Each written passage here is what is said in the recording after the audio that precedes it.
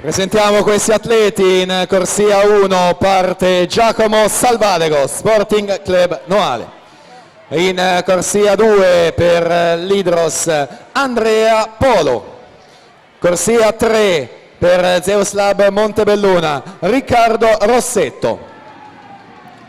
In corsia numero 4, colori del Gymnasium Pordenone, ai criteri di Riccione, argento nei 100 e bronzo in questa gara dei 200 farfalla. La scorsa stagione anche 2 volte finale in Coppa Komen, sempre nella farfalla, Ettore Nanetti.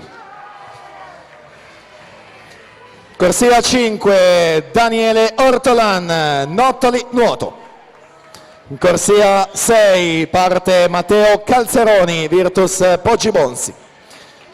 Corsia 7 Marco Biasutto, Città Sport Vicenza. Corsia 8 Federico Mazzeo, Bissauro.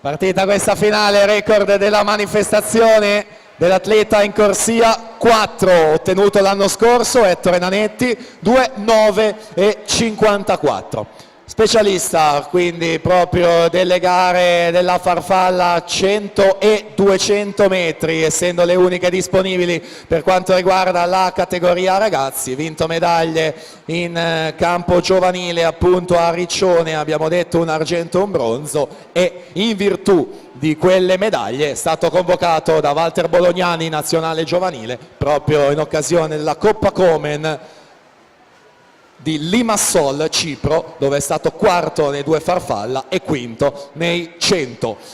Suo record della manifestazione, quindi proverà a migliorarsi, 2:9:54 abbiamo detto. Vediamo il passaggio a metà gara, 100 metri, Nanetti 1:1:20 a 30 centesimi, Daniele Ortolan con 1:1:50.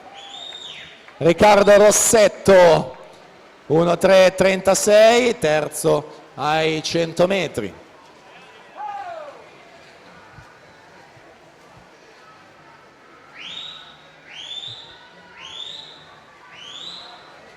Portacolori del Gymnasium Pordenone, che nei fondamentali terzi 50 va ad allungare e incrementare il suo vantaggio, 32:83.